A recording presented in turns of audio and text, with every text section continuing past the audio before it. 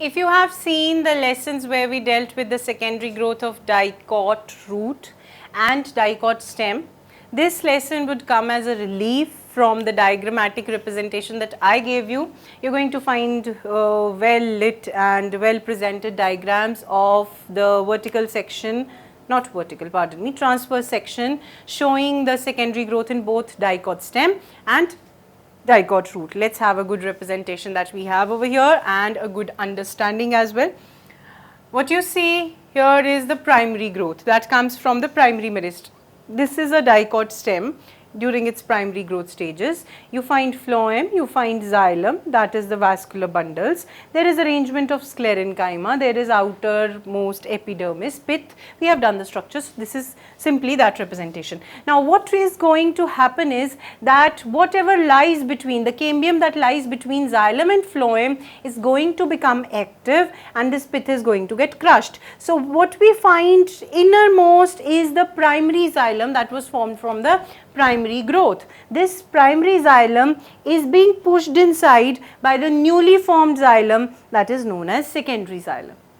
The secondary xylem is in close contact towards the periphery with what? That is the vascular cambium. Okay. Now this line, this green line is representing the vascular cambium. We have these small projections as the primary xylem. This olive green part is the secondary xylem. This line that separates purple and green is the vascular cambium. So if the vascular cambium is giving rise to secondary xylem towards inside, what it is giving rise to towards periphery, that is secondary phloem. Okay, this is the secondary phloem. Secondary phloem in turn is pushing the previously formed primary phloem outwards. That outward pushing makes the primary phloem sit next towards secondary phloem but towards the periphery. And lastly, what do we have is, we have this region sclerenchyma that is present. In between we find cortex. This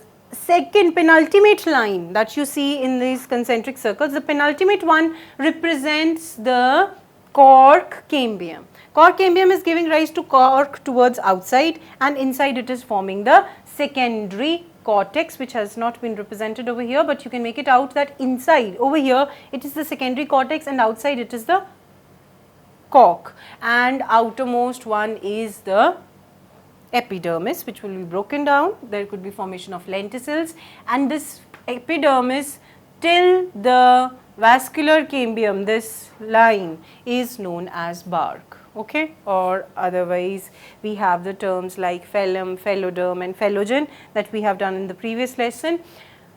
Next is, how does secondary growth take place in a dicot root? Very simple.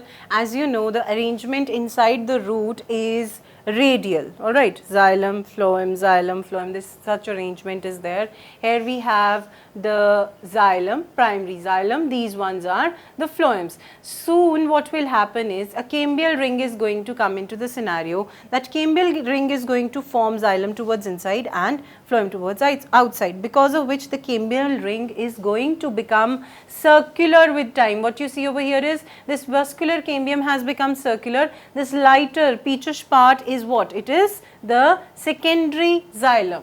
You see over here the cambium becomes active, it starts pushing inwards the secondary xylem and towards outwards it starts pushing the secondary phloem. So we are going to find the same arrangement, that innermost would lie the primary xylem, following it would lie the secondary xylem, and from that secondary xylem we are going to find the vascular cambium that would be present. Vascular cambium is going to give rise to secondary phloem, this light green part. This secondary phloem has crushed the primary phloem outwards. So we have secondary phloem rays which are being formed, the primary phloem has been pushed, the cortex is further pushed, and the outermost is the epidermis, the hard periderm that is being formed. So you can use these diagrams for reference for whatever we have studied, in case you didn't understand my diagrams that I made while making you explain, making you learn what we have done.